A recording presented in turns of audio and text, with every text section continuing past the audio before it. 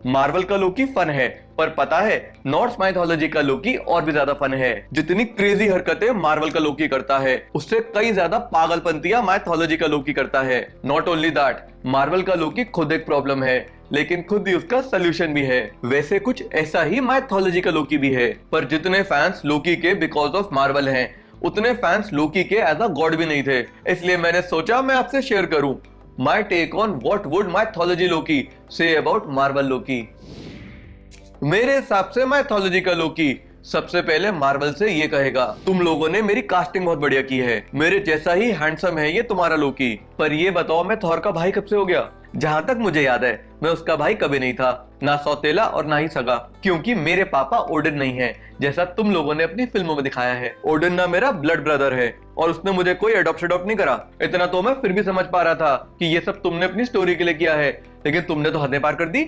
Lo-fi को तुमने giant और मेरा पापा बना दिया, जबकि लॉफी मेरी मम्मी का नाम है and she was a goddess. ठीक है मेरे पापा जायंट थे, पर उनका नाम फरबौती था। खुद बोलो मार्वल, तुमने ये सेंसलेस बात की है कि नहीं? और भैया एसगार्ड का किंग बनने के लिए मेरे और थॉर के बीच में कभी कोई झगड़ा नहीं हुआ। आई डोंट थिंक हम में से कोई भी ओडिन की जगह लेना चाहता था। पर मार्वल तुम्हारा लोकी तो किंग बनने के लिए पागल है, कभी एसगार्ड का किंग बनने की प्लानिंग प्लॉटिंग कर रहा होता है, तो कभी मिडगार्ड यानी अर्थ का। वैसे एसगार्ड का किंग बनना आई कैन स्टिल इमेजिन, लेकिन मैं अर्थ पे क्यों रूल करना चाहूंगा? मैं गॉड हूं भाई, अर्थ ऑलरेडी मेरे अंडर आती है।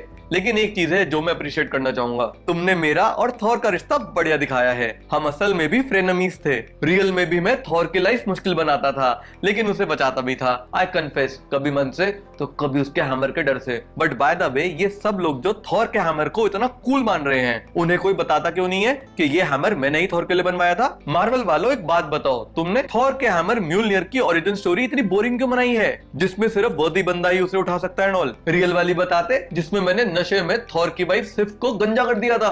फनी था वो, माना थॉर उस प्रैंक की वजह से बहुत गुस्सा हुआ था, बट उसी प्रैंक की वजह से थॉर को उसका हैमर भी तो मिला था जो मैंने डॉफ से बनवाया था। पर वो मजाक मुझे तो भारी पड़ गया, क्योंकि उसके बाद थॉर ने उस हैमर से मुझे धमकाया बहुत। लेकिन फिर मजा बहुत आया जब पावरफुल जायंट थ्रिम ने थॉर का हैमर चुरा लिया। देखा मार्वल, अनवर्दी लोग भी थॉर का रियल हैमर चुरा सकते हैं। एनीवेज, थॉर को मेरे साथ दुल्हन बन के जाना पड़ा था उस जायंट को ट्रिक करने के लिए एंड उससे हैमर वापस लेने के लिए। क्या बताऊं थॉर को दुल्हन बनने में कितनी शर्म आई, पेट्रियार्कल है ना वो। पर उस दुल्हन की फीमेल असिस्टेंट बनने में मुझे तो कोई शर्म नहीं आई, क्योंकि मैं जेंडर इक्वालिटी में मानता हूँ। इतना ज्यादा मानता हूँ कि एक बार गॉड्स को जायंट से बचाने के लिए मैंने मेयर यानी फीमेल हॉर्स की फॉर्म ले ली थी, एंड उसके बाद मैंने एक 8 लेग्ड हॉर्स को बर्थ भी दिया था, जिसपे ओडिन राइड करता है। ममता देख रहे हो मेरी? यार मार्वल, कम से कम मेरा ये माँ बनने का मोमेंट तो किसी फिल्म में डाल देते।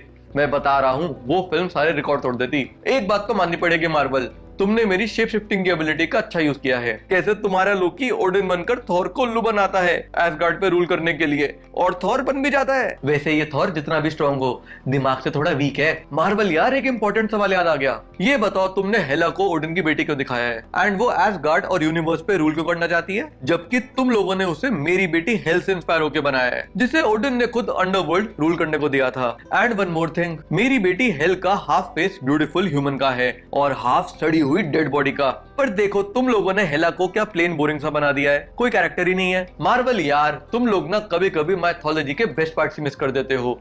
बुरी बात है ये, लेकिन इसमें एक अच्छी बात भी है कि तुम लोग माइथोलॉजी के डार्क पार्ट्स भी मिस कर देते हो, जैसे मेरी स्टोरी के किए। आई एम सो हैप्पी कि तुमने अपनी स्टोरीज में बोल्डर वाला इंसिडेंट नहीं डाला। अब भी मुझे उसको लेके गिल्ट फील होता है। तुम्हें पता ही होगा कि बोल्डर गॉड ऑफ लाइट था और सबका फेवरेट था। उसकी मम्मी ने उसे सबसे बचाने के लिए दुनिया के हर ऑब्जेक्ट से प्रॉमिस लिया था कि वो बोल्डर को हर्ट नहीं करेंगे, लेकिन वो एक हार्मलेस मिसलटो से ये प्रॉमिस नहीं लेती, थिंकिंग कि वो बोल्डर का क्या ही बिगाड़ेगा।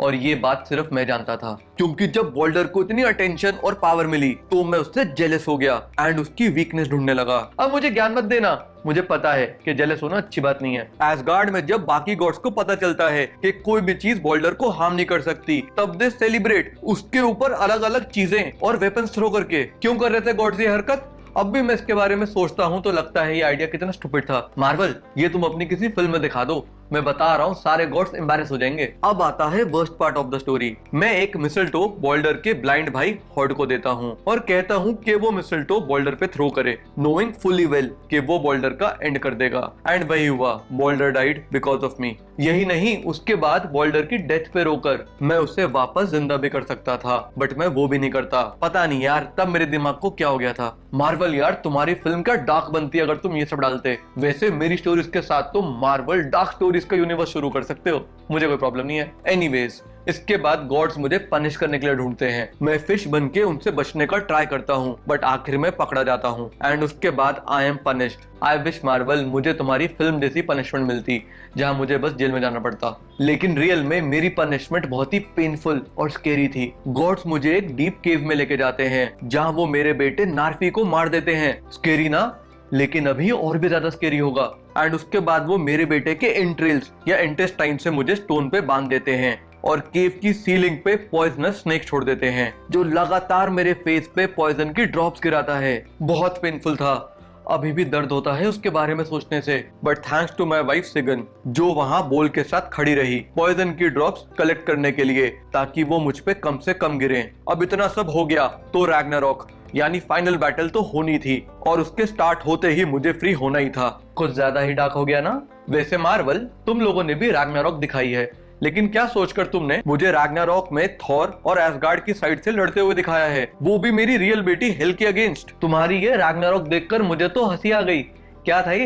हेला को थॉर हरा देता है। फेनरिस वुल्फ, जो मेरे बेटे फेनरियर से इंस्पायर्ड है, उससे वो तुम्हारा हल्क हरा देता है, और मैं इस सब में थॉर की हेल्प करता हूँ। सीरियसली ये क्रेजी है। असली रैग्नारॉक में मैं अपने बच्चों के साथ गॉड्स के अगेंस्ट फाइट कर रहा था और उन सबको डिस्ट्रॉय कर रहा था। मेरा बच्चा योरमेनगांडर दो वोल्ड सर्पेंट ब्रेवली थॉर से लड़ता है। वो थॉर के हाथों मर जाता है, लेकिन थॉर को भी अपने पॉइजन से मार देता है। मार्वल, अब ये देखो अपनी फिल्म में। उसके बाद मेरा बच्चा फेनरियर, वो ऑल फादर ओडिन को खा जाता है बिफोर ही himself dies in the battle. और रैग्नारॉक के एंड में मैं भी मर जाता हूँ, हाइमडाल का एंड करके। फाइनली रैग्नारॉक तब खत्म होती है जब दुनिया खत्म हो जाती है, दोबारा रीस्टार्ट होने के लिए। मार्वल, अब कंपेयर करो अपनी रैग्नारॉक और असली रैग्नारॉक। बट जो भी हो मार्वल, तुम्हें थैंक यू तो बनता है, क्योंकि तुमने आज की जनरेशन के लिए भी हमें और हमारी स्टोरीज को रिलेवेंट बनाए रखा है, माना थोड़ी इनएक्यूरेसी के साथ। और हाँ, मुझे भी 100% इविल ना बनाने के लिए thank you, because I am sure वो तुम लोगों के लिए ज्यादा इजी होता। तो माइथोलॉजी लवर्स, मेरे हिसाब से तो माइथोलॉजी का लोकी कुछ ऐसी बातें बोलेगा मार्वल के लोकी को देखकर। आपको क्या लगता है? कमेंट करके बताना, और जाते जाते लोकी के लिए लाइक और सब्सक्राइब भी करते जाना। बाय।